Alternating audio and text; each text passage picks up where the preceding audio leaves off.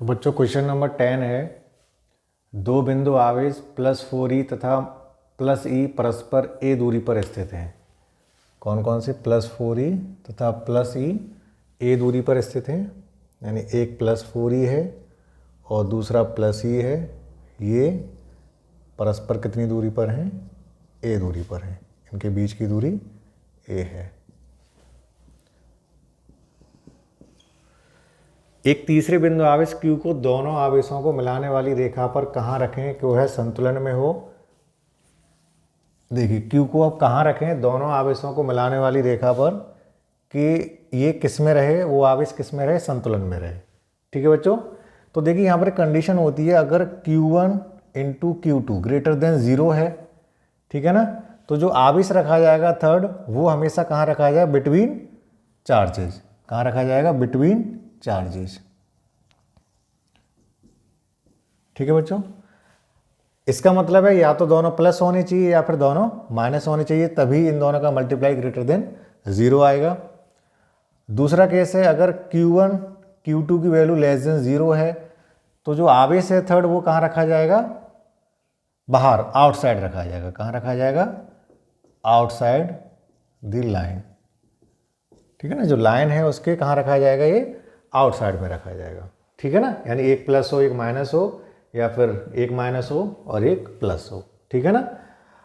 अब देखिए बीच में हमने आवेश को रखना है Q को, तो हमने मान लिया कि यहाँ से हमने उसको x डिस्टेंस पर रखा। कितनी डिस्टेंस पर रखा? x डिस्टेंस पर रखा, और यहाँ पर इसको रख दिया। ठीक है ना। अब देखिए इधर मैग्नीट्यूड कम है, इधर मैग्नीट्यूड ज़्यादा है, तो ये चार्ज हमेशा किधर रखा जाएगा? जिधर मैग्नीट्यूड कम है, क्योंकि बैलेंस करना है हमको। जैसे ये मान लीजिए ये एक तख्ता है और इस तरीके से एक कमज़ोर लड़का इधर बैठा है और अधिक वेट का इधर बैठा हुआ है, तो इसको बैलेंस करने के लिए कमज़ोर वाले की तरफ हमको दूसरा बैठाना पड़ेगा। तो इसी तरीके से ये मैग्नीट्यूड कम है तो इसको हम इधर रख देंगे, तो ये डिस्टेंस हमारी कितनी बचेगी? a - x। ठीक है। अब देखेंगे यहाँ से ये अगर हम बात करें तो ये वाला चार्ज है, इस पर फोर्स किधर लगाएगा? इस डायरेक्शन में लगाएगा F1, यानी रिपेल करेगा, और ये वाला इसको क्या करेगा? इधर रिपेल करेगा। ठीक है बच्चों। अब देखिए ये वाला चार्ज है वो संतुलन में कब होगा? ये चार्ज संतुलन में कब होगा? जब ये फोर्स का मैग्नीट्यूड इस फोर्स के मैग्नीट्यूड के इक्वल हो जाए, या हम ये कहें F1 + F2 = 0, यानी नेट फोर्स क्या हो जाए? यहाँ पर 0 हो जाए। ये जो चार्ज है इस पर लगने वाला नेट फोर्स क्या हो जाए? 0 हो जाए। या हम इसको ये कह सकते हैं F1 = का F2, इनका मैग्नीट्यूड लेंगे तो F1 किसके बराबर आ जाएगा? F2 के बराबर आ जाएगा।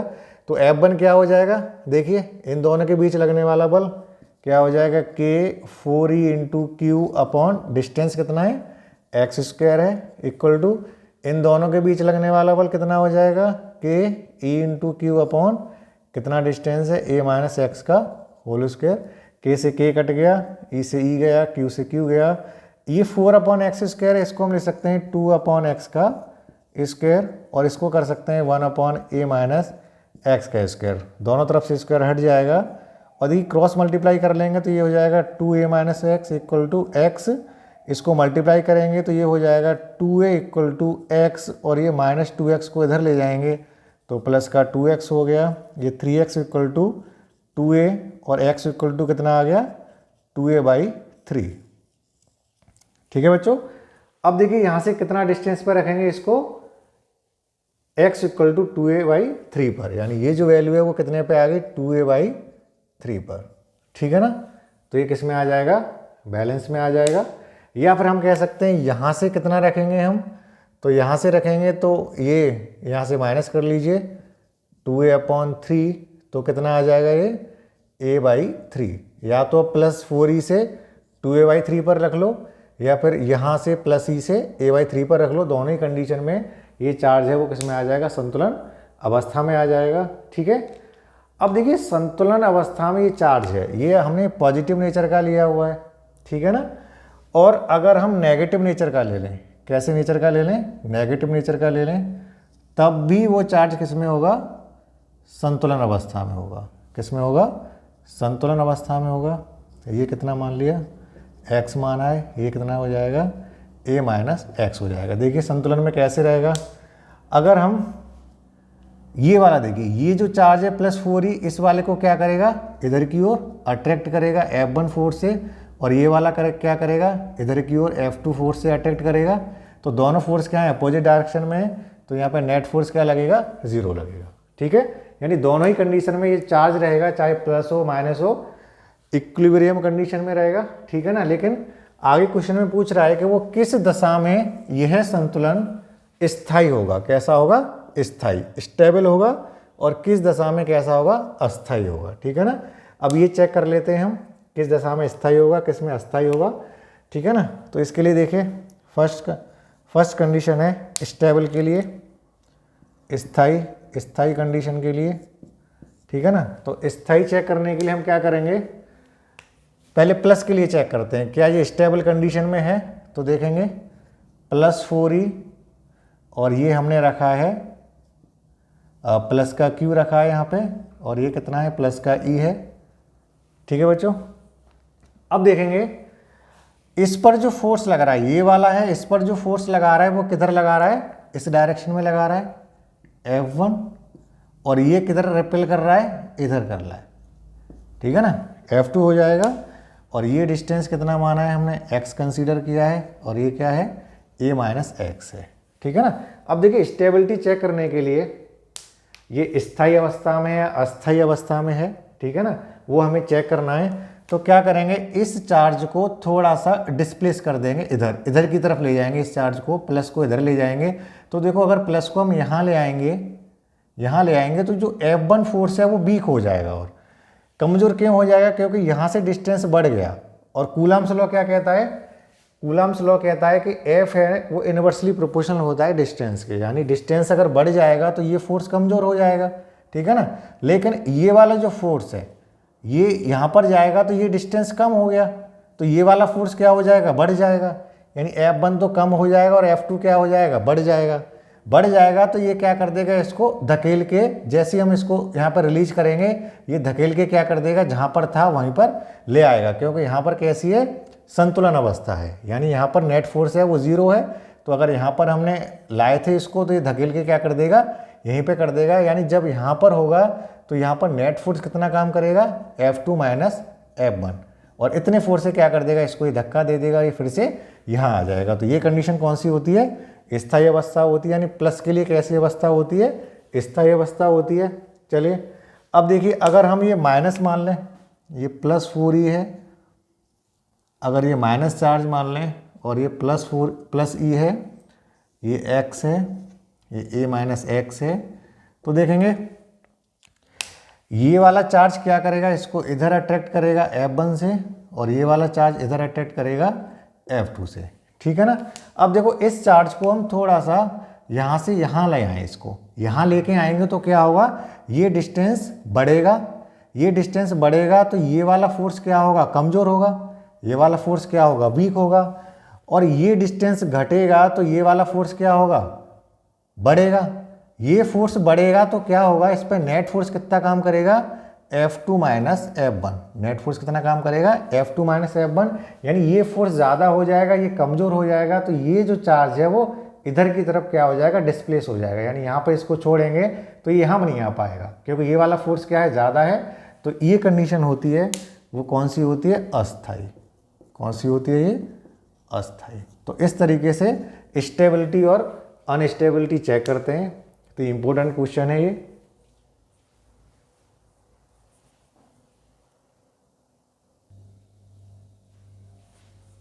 अगला क्वेश्चन है, दो बिंदु आवेश +4e तथा +e परस्पर a दूरी पर स्थित हैं। एक तीसरे बिंदु आवेश q को दोनों आवेशों को मिलाने वाली रेखा के बीच कहाँ रखा जाए कि संपूर्ण निकाय संतुलन में रहे। अब ये किसकी बात कर रहा है, संपूर्ण निकाय की बात कर रहा है। तो देखिए इस तरीके के क्वेश्चन किस तरीके से सॉल्व करते हैं। ये +4e है, ये +e है, ये दोनों a डिस्टेंस पर हैं। ठीक है, हमने ये मान लिया कि एक तीसरे आवेश को यहाँ से कितनी डिस्टेंस पे रखा, हमने x डिस्टेंस पे रखा, ये q आवेश को। ठीक है बच्चों, तो ये डिस्टेंस कितना रह गया, a माइनस एक्स रह गया, ये डिस्टेंस पे रखा। तो ये जो निकाय है हमको ये बताना है ये निकाय संतुलन में कब रहेगा, यानी ये जो Q है उसका साइन क्या होगा और ये कितनी डिस्टेंस पे रखा होगा, ठीक है ना। तो देखिए हमने स्टेबिलिटी और अनस्टेबिलिटी पढ़ ली थी। अगर ये प्लस साइन है तो स्टेबल कंडीशन में होगा और माइनस साइन है तो अनस्टेबल कंडीशन में होगा, ठीक है ना। यानी यहाँ से यहाँ तक का डिस्टेंस कितना है, a है। तो देखिए अगर हम इसको प्लस मान लें, देखिए उदासीन कब रहेगा, ये संतुलन में कब रहेगा संपूर्ण निकाय। संपूर्ण निकाय संतुलन में जब रहेगा कि यहाँ पर लगने वाला नेट फोर्स भी जीरो हो, यहाँ पर लगने वाला नेट फोर्स भी जीरो हो और यहाँ पर लगने वाला नेट फोर्स भी जीरो हो। यानी यहाँ पर जो फोर्स लगे वो अपोजिट डायरेक्शन में लगे, यहाँ भी अपोजिट में लगे और यहाँ भी अपोजिट में लगे। अगर मैं ये प्लस साइन ले लेता हूँ, कैसा साइन ले लूँ, प्लस ले लूँ, तो देखो इस पर अगर मैं बात करूँगा तो ये वाला चार्ज इसको इधर की तरफ रिपेल करेगा और ये वाला चार्ज भी इसको इधर की तरफ रिपेल करेगा। यानी यहाँ पर नेट फोर्स कभी जीरो नहीं हो सकता, तो ये निकाय कभी संतुलन में नहीं आएगा। अगर मैं यहाँ पर माइनस साइन ले लूँ तो देखिए ये वाला चार्ज इसको इधर रिपेल करेगा और ये वाला चार्ज क्या करेगा, अट्रैक्ट करेगा इधर की तरफ। तो एक इधर हो गया, दूसरा इधर हो गया। अगर हम यहाँ की बात करेंगे तो देखो ये वाला चार्ज इसको इधर रिपेल करेगा और ये वाला चार्ज इसको अट्रैक्ट करेगा, तो ये भी दोनों अपोजिट हो गए।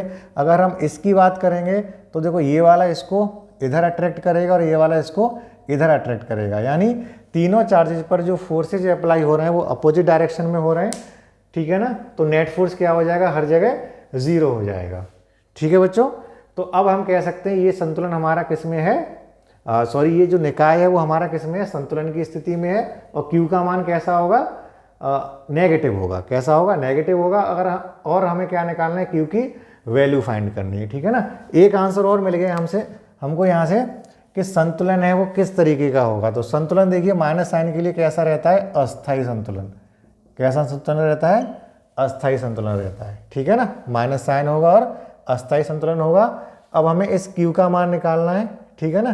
तो देखिए इस Q का मान कैसे निकालेंगे, तो देखो ये हम इसकी अगर बात करें इस वाले +4e की, तो ये वाला इधर की तरफ फोर्स लगा रहा है और ये वाला इधर की तरफ, इसको मैंने F मान लिया और इसको F' मान लिया, ठीक है ना।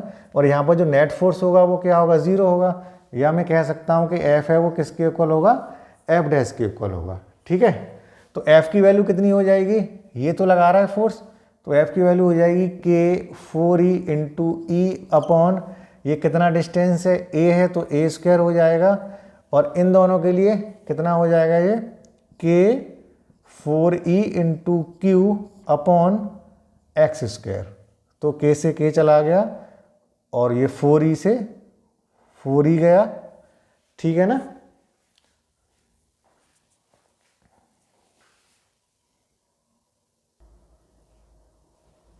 देखिए तो आगे क्या हो जाएगा, ये यहाँ से रिलेशन निकल आएगा E upon A² equal to Q upon x², ठीक है। इसको मान लीजिए इक्वेशन नंबर फर्स्ट कंसिडर कर लें इसको। अब देखिए आगे, अगर हम इस चार्ज की बात करें, इस वाले चार्ज की बात करें, तो इस पर कौन कौन फोर्स लगा रहा है, +4e लगा रहा है और +e लगा रहा है। तो देखिए क्या हो जाएगा फिर, यानी ये वाला +4e इधर की तरफ लगा रहा है, इसको F1 मान लीजिए और इसको F2 मान लीजिए, ठीक है ना। ये हम कर चुके हैं। यानी यहाँ पर क्या होगा, F1 इक्वल टू F2, ये संतुलन में अगर होगा तो ये हो जाएगा Q4e into Q upon x² equal to E into Q upon A minus x का स्क्वायर। इसके लिए डिस्टेंस क्या लगाएंगे, A माइनस x, और इसके लिए क्या लगाएंगे, इससे पहले वाले 10वें क्वेश्चन में हम कर चुके हैं। Q से Q गया, ये चला गया, तो ये हो गया 2 अपॉन x का whole square equal to 1 upon A minus x का होल स्क्वायर। और इस इक्वेशन को सॉल्व करेंगे तो ये हमारा निकल के आता है x इक्वल टू 2a/3, ठीक है ना। तो डिस्टेंस निकल आई, इस डिस्टेंस को यहाँ पे पुट कर दी तो Q की वैल्यू निकल आएगी। तो ये हो जाएगा